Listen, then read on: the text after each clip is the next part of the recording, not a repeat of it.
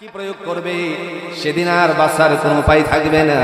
আল্লাহ বলবেন সুহকান দূর হয়ে যাও। এমত অবস্থায় বান্দা আল্লাহর সামনে উপস্থিত হলে পরে ডাক দিয়া বলবেন, দুনিয়াতে তোমরা কে কি করেছো সবকিছু তোমরা নিজেরটা নিজেরাই পড়ো। দলিল আছে বলবে যাদের ডান হাতে আমলনামা গেছে তোমরা পড়ো।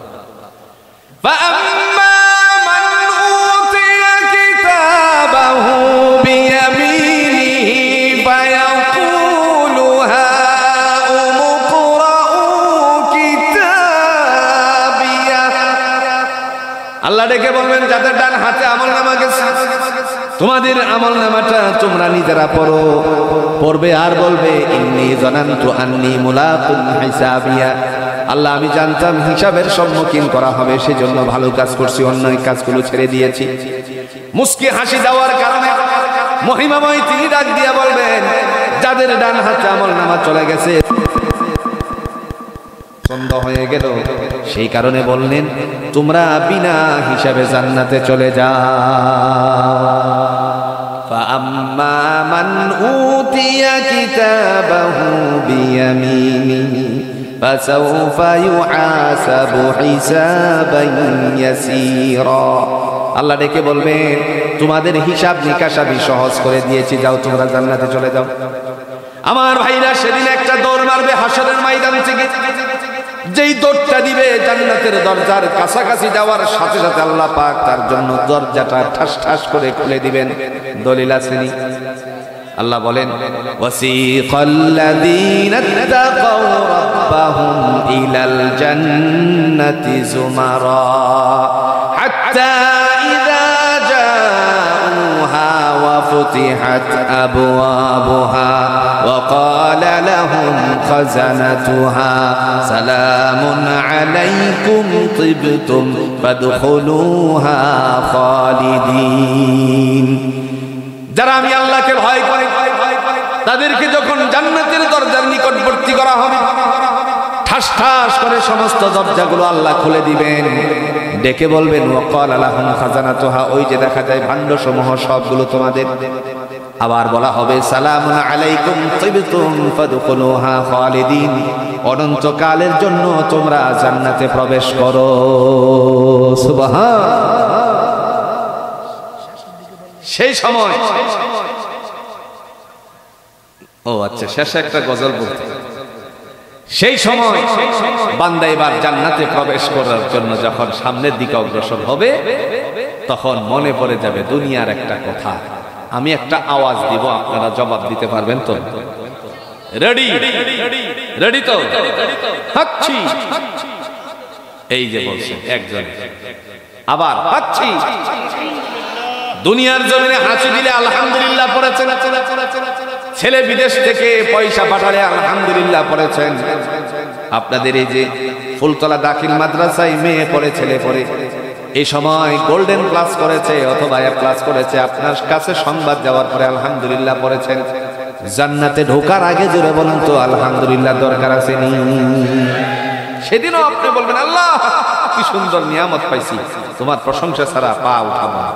বান্দা পড়বে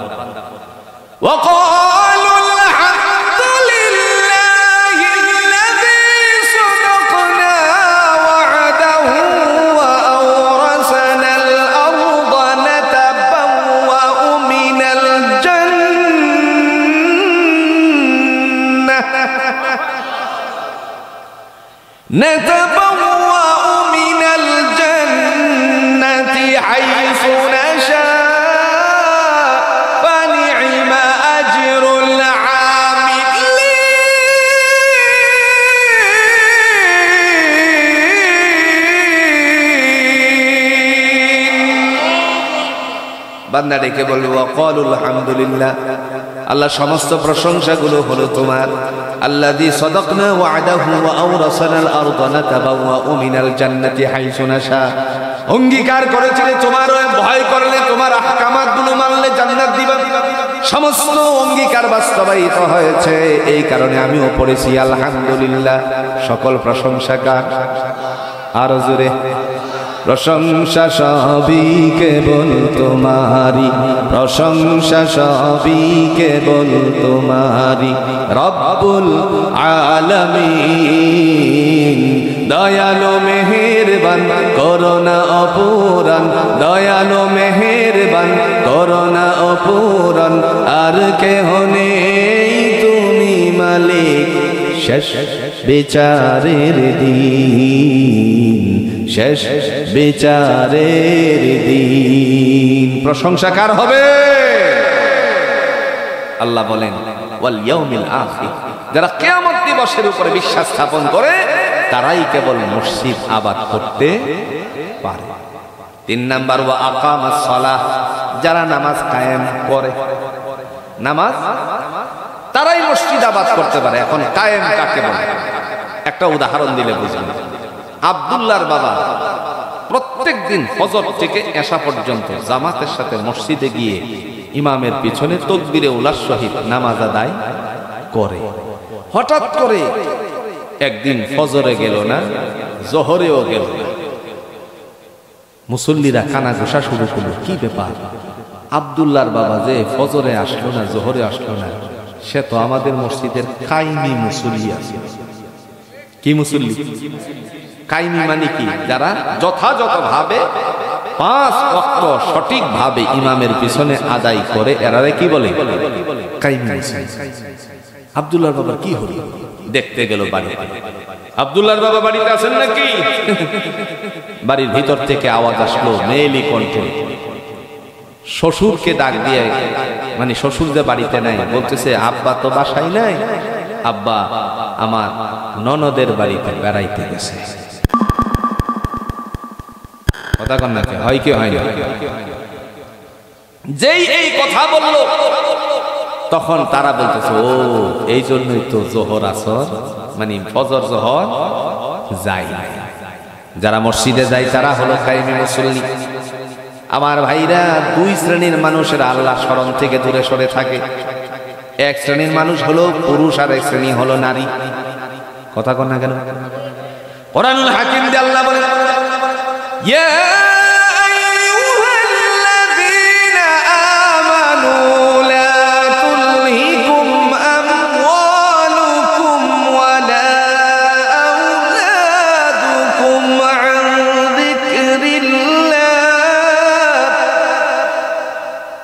ওয়া মান ইয়াফআল যালিকা ফাউলাইকা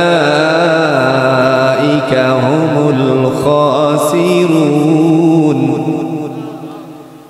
ومن يفعل ذلك فأولئك هم الخاسرون।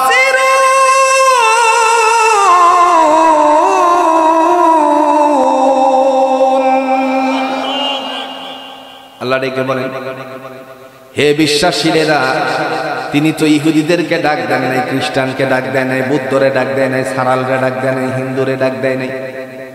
শুধুমাত্র মুসলমানের সন্তান মুসলমানদেরকে আল্লাহ ডাক দিয়ে বলেন, ইয়া আইয়ুহাল্লাযীনা আমানু, হে বিশ্বাসীরা শোনো, লা তুলহিকুম, তোমাদেরকে যেন ধ্বংস না করে দেয়, আমওয়ালুকুম, সম্পত্তি। কি? তার মানে স্পষ্টতর সম্পত্তি হলেই তারপরে আল্লাহরে বেশি ভুলে যায়। আছে না? একটা উদাহরণ দিলে বুঝবেন। দারিদ্রের সংসার পরিচালিত হচ্ছে। আজান শোনা মাত্রই ফুলতলা দক্ষিণ পাড়া জামে মসজিদের প্রথম কাতারের মুসল্লি হয়ে গেল। যেই মাত্র আল্লাহর বান্দার সংসারের সন্তানাদির কারণে, দাম্পত্য জিনিসের বাড়ার কারণেও দেখা গেল তার ভিতরে পেরেশানি।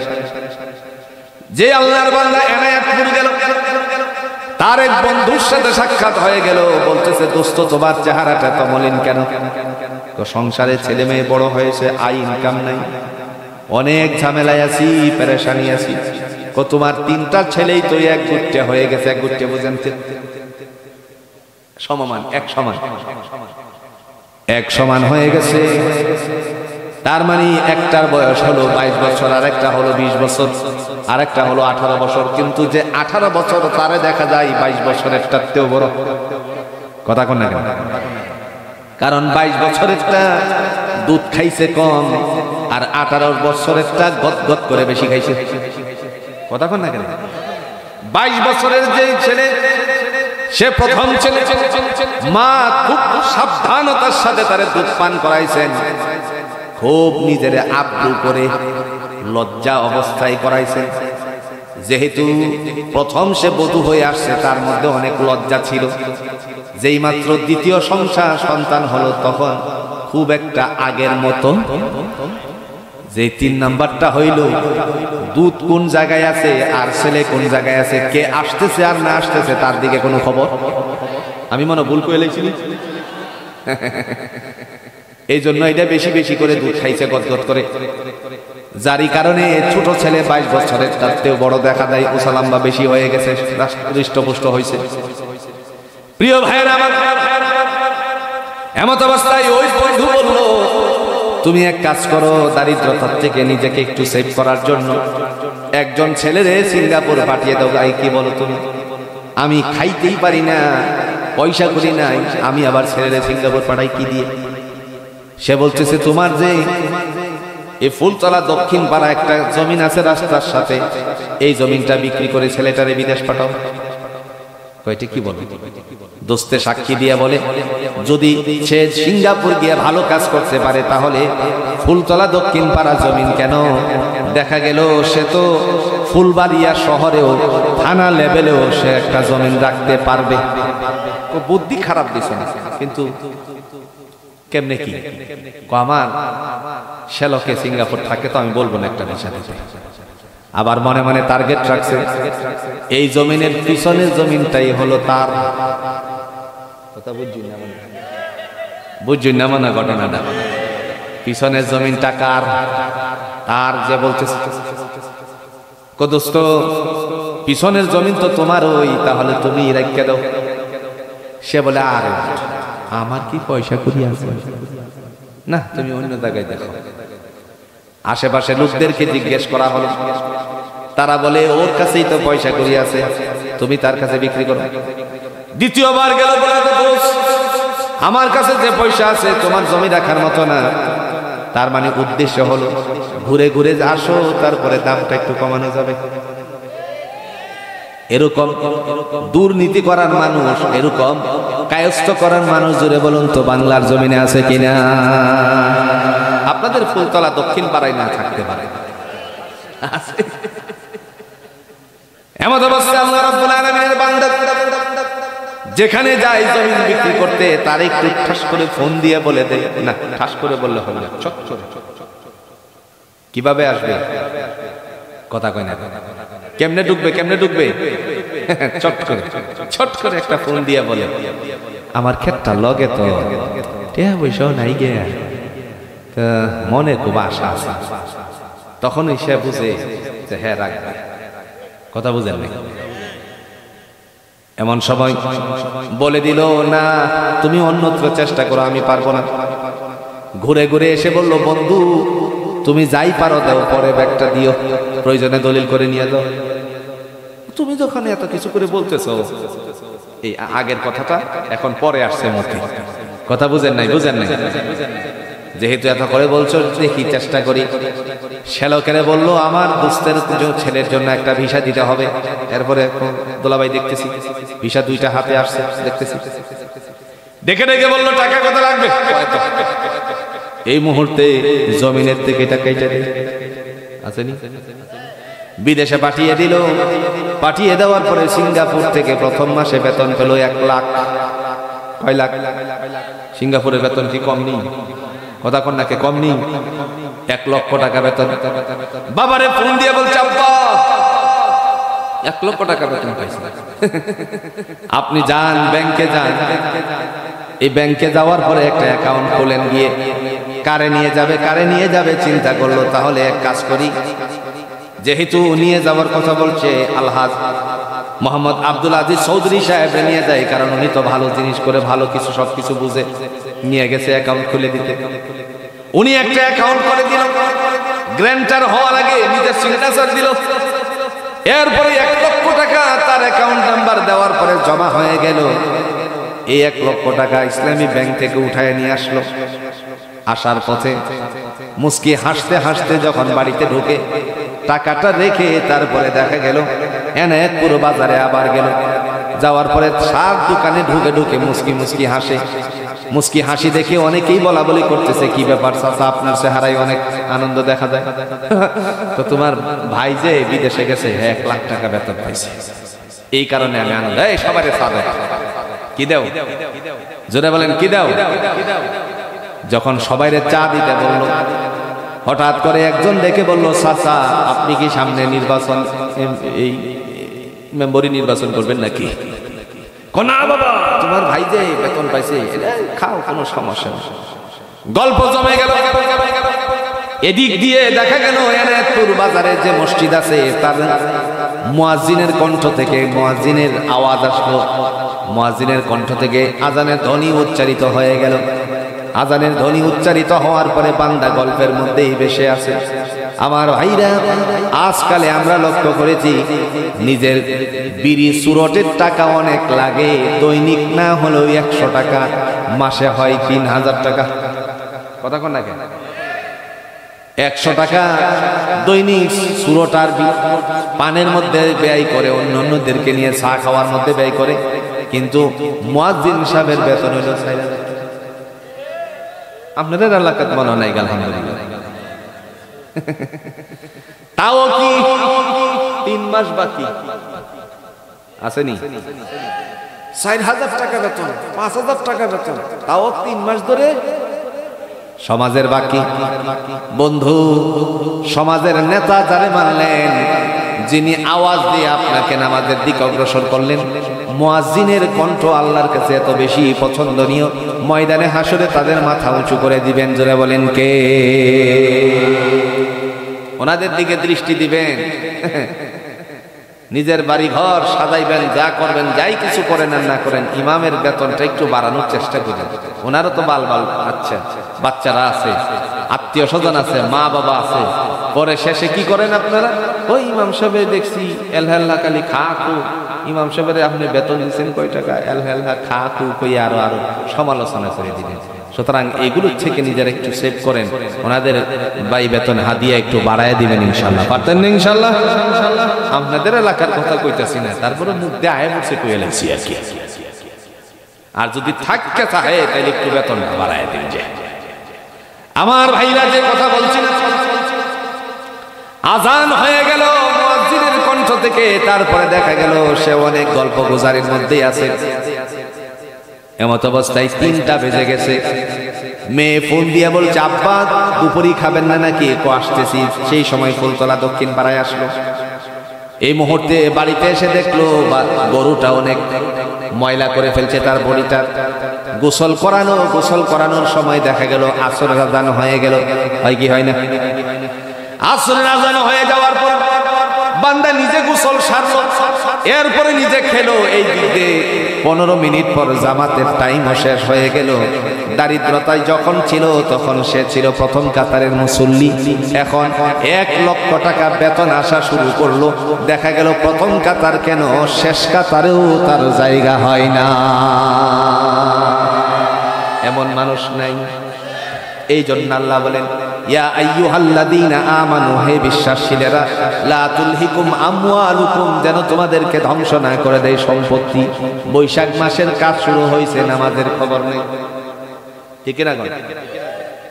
এরপরে ধান একবার উঠান থেকে ঘরে নেয়, আরেকবার আবার বের করে, ওয়েদার ভালো নয়, আকাশটা মেঘাচ্ছন্ন। এই কাজ করতে করতে নারী এবারও সময় পায় না নামাজ পড়তে। ঘরে গিয়ে দৌড় দিল, বাচ্চা কাঁদতেছে, বাচ্চা তুলে নেওয়ার সাথে সাথে প্রস্রাব করে দিল। রোদ উঠে না 3 দিন যাবত।